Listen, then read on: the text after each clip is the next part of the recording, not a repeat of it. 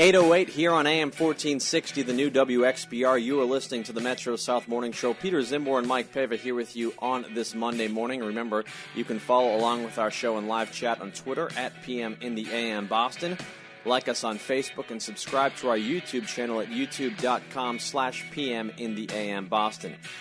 Joining us right now via the telephone to discuss New England Patriots football is the Patriots beat writer for the Enterprise, Mr. Glen Farley. Glenn, good morning.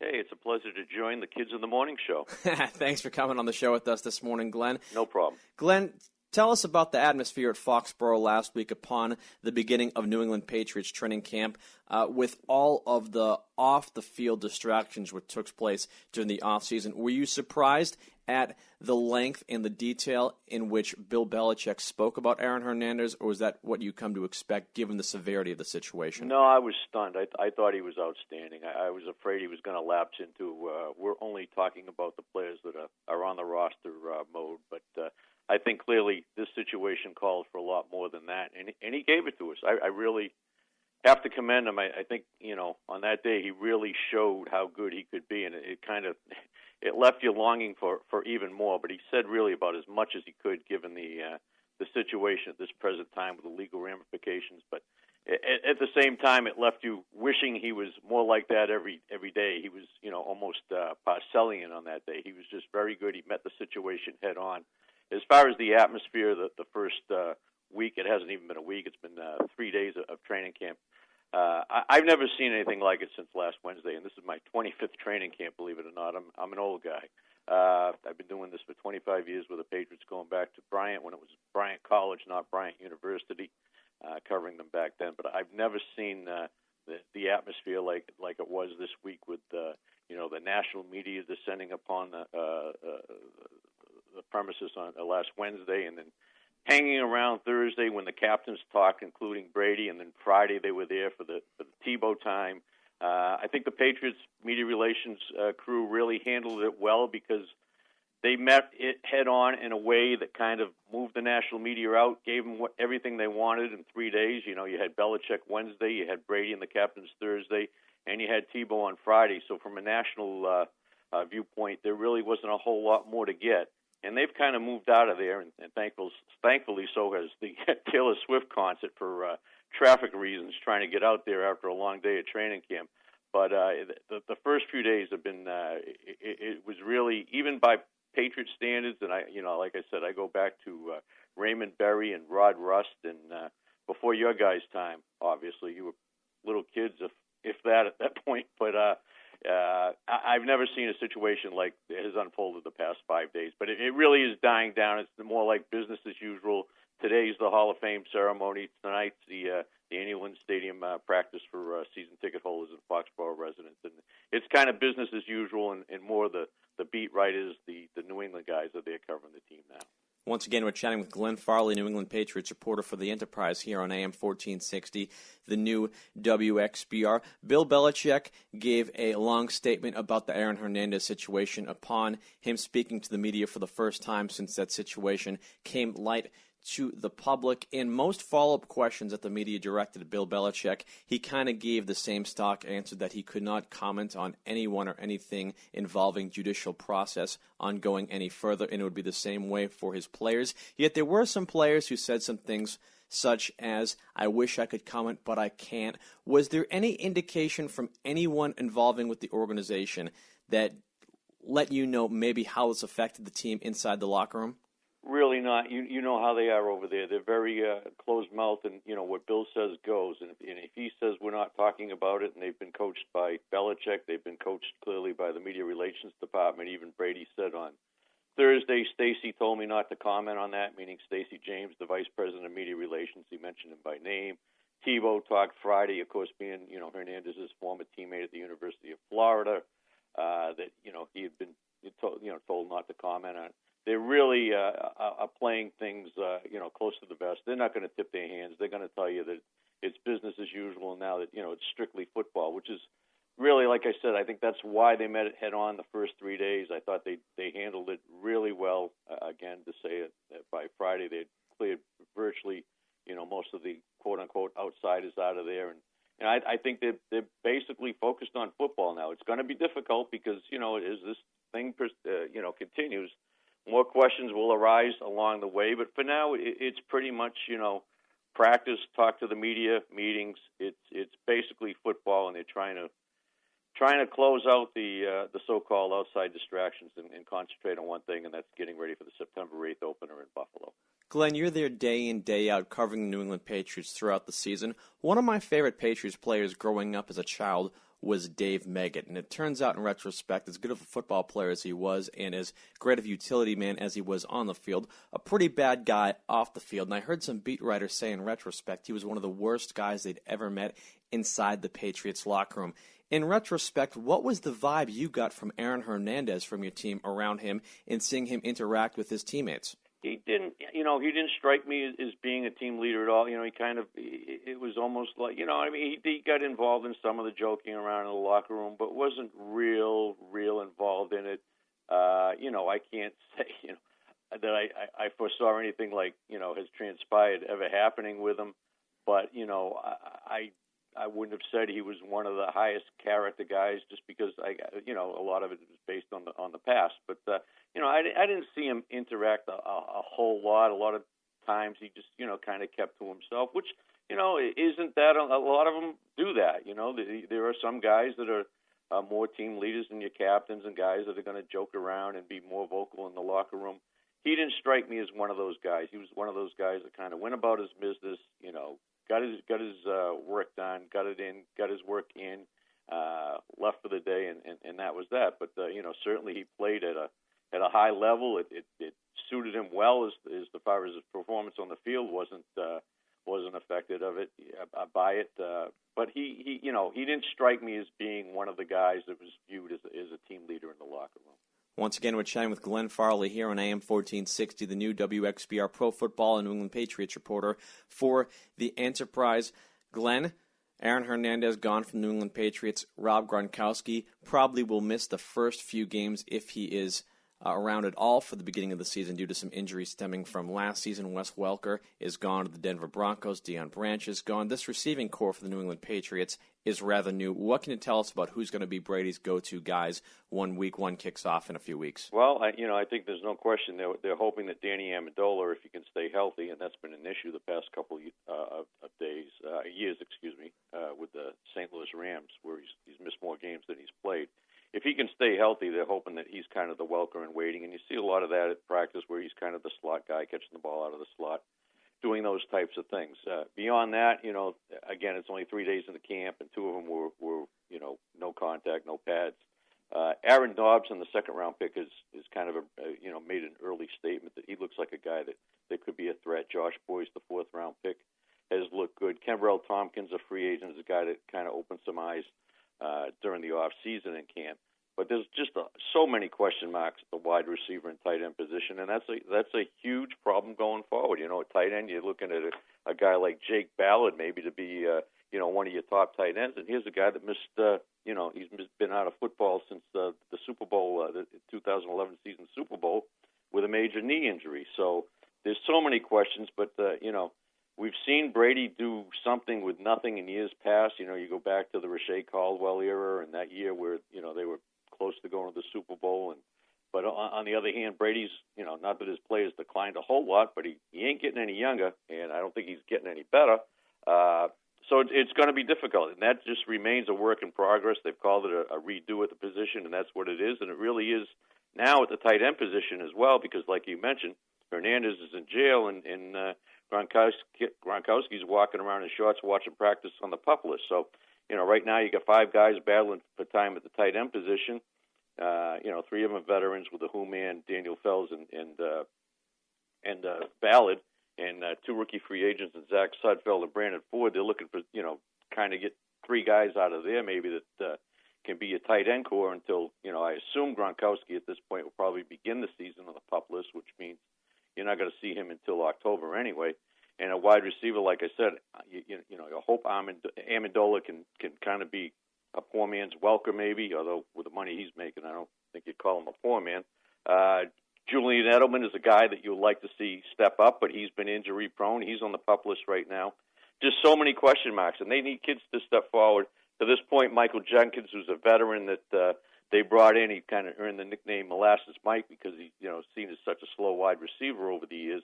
He hasn't really opened a whole lot of eyes at camp, so you're hoping maybe one of the rookies can step forward, which is something the Patriots have really for years, but going back to maybe Deion Branch was their last strike, the Deion Branch David Givens era, with being able to develop some young rookie receivers. You think of the P.K. Sams and the Bethel Johnsons and the Chad Jacksons.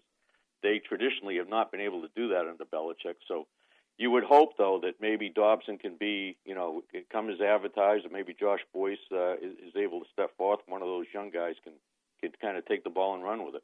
Team Tebow brought in during the offseason as a backup quarterback, but many people speculate there could be more to just being a backup quarterback in regards to his role with the team. Is there anything further that you've gathered on that in your time around the team these past week? I don't see it yet, although, a big thing was made on the first day of camp when he caught some balls. He caught a pass in agility drills from Ryan Mallett and whatnot. But I'll tell you what, watching him play quarterback, he needs so much work right there. I don't know if they can afford to spend any time to see if he can do anything else. Or maybe, on the other hand, they're going to have to see if he can do anything else because, the first day he threw 2 picks. The second day they did a paddle drill where they hold up rackets, kind of a J.J. Watt type of scene, see if the quarterback, distract him, throw the ball over the rackets, complete the pass. And he hit the paddles dead on, on a couple passes, which is not what you're trying to do. Granted, Brady did it, but I don't think that's an issue at this point. But, he just, on the plus side, I will say, he did hit Kenbrell Tompkins with a 50-yard bomb to kind of close out practice yesterday. But he's got so much work to do. It was mentioned to Belichick and Tebow in interviews this past few days, would he be considered to do something else? Belichick basically said he'll do whatever he's asked, and Tebow concurred with that. Maybe they do keep him around to do a little bit of this, a little bit of that. I don't know if you want to use him as a wildcat guy. Do you want to take Brady off the field for that? Really, Brady's the guy you want with the ball in his hand. So I don't know. I'm not convinced this guy's going to make the team. A lot of people think he will make the team, that he was brought in here for a reason, that they see an athlete that they can get something out of. But I'm not convinced he makes the team, and that we don't go into the season with just 2 quarterbacks again, which Belichick has done the past few years. Brady and Mallett, I could see being the only 2. I'm not a big Ryan Mallett guy at this point. If Brady goes down, they're in deep, deep, deep trouble. Probably the season's over unless the defense can carry the ball at that point. But I'm not convinced that Tebow is going to do anything else than try to be developed as a quarterback for right now anyway. If Team Tebow does not make the Patriots, where does he go from here? Just a few years back, he was the hottest guy in the league, if not in terms of skill, but in terms of popularity. And, oh, my God, how is this guy doing this despite his lack of skills with the Denver Broncos? Last year, the less said, the better about the New York Jets experiment with him. Now he's a backup trying to make the team with the Patriots. Where does he go?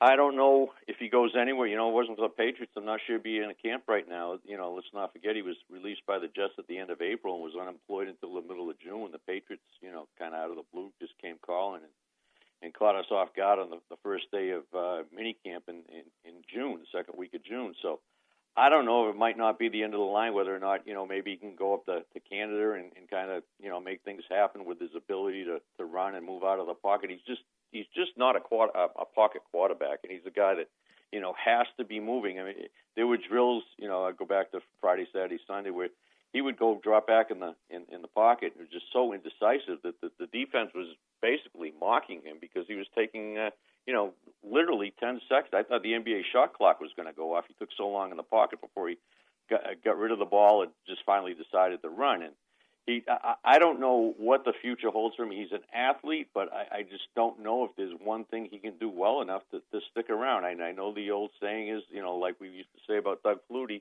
all he does is win, but I just don't know how many more opportunities he's going to get beyond New England at this point. A lot of correlations between him and Doug Flutie, despite the fact that they're 2 different men, certainly in terms of stature and physical size, both former Heisman Trophy winners who were journeyman NFL players with these cult-like followings, and who they win.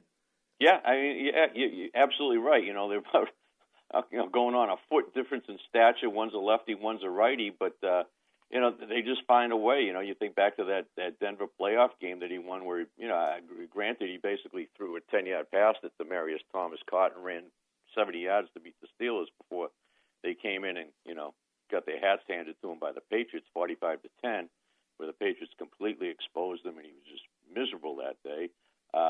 But yeah, he did have that 1 year in Denver where, John Fox's first year as coach before Peyton came riding in on his horse, where he did win. He got the, I think he went, 8-5 as the starting quarterback that year, and was able to salvage a playoff spot and win a playoff game. So, there is at times something about them and about him, and maybe I guess that's what the Patriots see in him. And Josh McDaniels was the guy that was in Denver when they drafted him in 2009 as a first-round pick. He's the offensive coordinator, quarterbacks coach here. I'm sure he was in Belichick's ear saying, look, let me, give me a summer to work with this guy. I can get something out of him. I still think I can get something out of him. So there's that angle to the story. I think Josh McDaniels, much like he did with Brandon Lloyd last year, who really didn't work out. He was one and done here, but was a guy that had played for McDaniels, and although he's been around, McDaniels, I'm sure, told Belichick at that time, I can get something out of this guy. I think the situation is similar to what they did with Tebow this year, and, they'll take it from here. He's one of the 90 right now. If nothing else, he makes that otherwise dismal preseason opener in Philadelphia. The traditional NFL preseason opener isn't too exciting, but on August 8th, it's be a little more interesting to watch just to see what he does when he goes out there, and it's somewhat for real. We're chatting with Glen Farley here on AM 1460, the new WXBR. Glenn, you wrote a very interesting article over the weekend with some local flavor to it. Jason Vega, former standout for Brockton High School football, who later played at Northeastern, had a cup of coffee in the CFL in Canada, is now back at home and vying for a spot on this New England Patriots roster. What are the chances we see Jason Vega in a Patriots uniform suiting up on Sunday in September? I think his best shot is practice squad, to be honest with you. I think he's a long shot. There's a lot of bodies in the defensive line. They're carrying 15 of the 90 guys in camp right now, a defensive lineman. And obviously he's looked at as a pass rush, an edge guy. You've got Ninkovich and Jones, so obviously starting out there. They've got, draft pick like Jake Beckett, kind of in that role if he can develop. There's just so much. Justin Francis came on at the end of last year. Jermaine Cunningham was a high pick, although he's been a bust to this point. I think it's kind of a make-or-break season for him. He's been doing a lot of work, or some work with the ones. I think they just basically want to see him out there against primary competition and see what he can do. But there are a lot of bodies there at that position, and he's got his work cut out for him. He mentioned, that he's really, pleased to be playing in his backyard. If things work out, it'd be great for his friends and family to be able to come out and watch him play. But even he said, if I get to that point, I think were his words. And he mentioned that he'd be more than willing, probably willing to go back to Canada to continue his career if things didn't work out here. But obviously, he got a shot. He's getting a shot at the NFL and wants to try to make the most of it. But he's fighting odds. But, again, he's done it before. He wasn't heavily recruited coming out of Brockton High. That's why he ended up at Northeastern. He wasn't drafted by anyone, went to the CFL as a free agent, got cut by Hamilton out of football, goes back to Northeastern and was working at Northeastern for a while, then decides to go back up to Canada for a tryout, makes Winnipeg for a couple of years, 12 sacks in 2 years, and here he is. So he's beaten odds before. You can't count him out because he's done it before, but to be perfectly honest, he's fighting long odds here. You mentioned earlier in the interview Hall of Fame tonight for the New England Patriots, Teddy Bruschi being inducted into the New England Patriots Hall of Fame, as well as Gil Santos, former Patriots play-by-play announcer. Still sounds weird saying former Patriots play-by-play announcer with Gil Santos. He's been around for so long in that role. I think since the Kraft family bought the New England Patriots in the early to mid-'90s, they've done an excellent job of recognizing the history of the New England Patriots, and just a great opportunity for the fans to come on out and see some old faces tonight. Yeah, you make a great point because I've had veteran players say that, in the old, quote-unquote, old days, it was almost like, they just weren't appreciated. And under the Kraft regime, that's changed. I think Steve Grogan's one of the guys who told me, a favorite of mine and yours, I know, Peter. It mentioned that, it's so different nowadays that they're so welcome around there. But, yeah, it's 5 o'clock. It's at the stadium, it's NRG Plaza, which is just outside the Patriots Football Hall of Fame. I don't want people driving to Canton, Ohio. It's 5 o'clock. It's free of charge. It's followed by a 6:30 practice in the stadium, which I got to mention is a ticketed event for season ticket holders and Foxborough residents only. So Most people will have to bail after the Hall of Fame ceremony. But it's supposed to schedule to last about an hour and a half. And Brewski and Gil Santos, who's from Raynham and was the voice of the Patriots for 36 years, will be inducted into the Hall of Fame tonight. So it's a good take if you're a Patriots fan. You can walk around Patriot Place afterwards. But as far as practice, that's a ticketed event tonight, which is outside the norm at this time of year because most practices are free and open to the public. Tomorrow they'll be back out there at 1:30 to 4, and anybody can show up. Later on this week, Pro Football Hall of Fame inductions, Bill Parcells goes in, obviously noted for his time with the New England Patriots. When he left the New England Patriots following that 97 Super Bowl loss against Green Bay, did not leave on the best of terms. The famous quote in regards to his relationship with Bob Kraft, owner of the team, "If you're going to expect me to cook dinner, allow me to buy some of the groceries and whatnot." Recently, there were some quotes from Bob Kraft that came out which indicated some reconciliation between the two and some look back and realizing things could have been different between the two. What do you think the chances are we see Bill Parcells back in Foxborough at some point, being recognized for his contributions to the team in, say, an induction to the Patriots Hall of Fame or something like that? Well, I'm a member of the Hall of Fame committee, and I've certainly backed him and voted to have him put on the final. He was a finalist, one of the 3 finalists last year, but he was up against, I believe it was Bledsoe winning last year, so he wasn't going to beat out Drew Bledsoe. I have voted for him and will continue to vote for him to be a finalist, but a lot of the media members question his length of service here. It was 4 years. I think length of service is different with a coach than a player because it is, generally so much shorter. But others have mentioned the way he did leave town wasn't on the best of terms, as you said. But the significance of him being here night and day prior to Parcells and after Parcells. Well, he was part of the triumvirate that restored this the franchise. It was Kraft, Parcells, and Bledsoe. There's no doubt about it. I can remember, the bad old days under Rod Rust and then Dick McPherson, who was a great guy, but just was kind of overmatched as a pro football head coach. But he restored this organization and brought it back before kind of Pete Carroll came in and kind of took it down year by year until Belichick came to the rescue. But Parcells, Bledsoe, and Kraft are the big three that restored this franchise, and I don't think you can understate what he did. I think he belongs there, but to this point, I seem to be in the minority.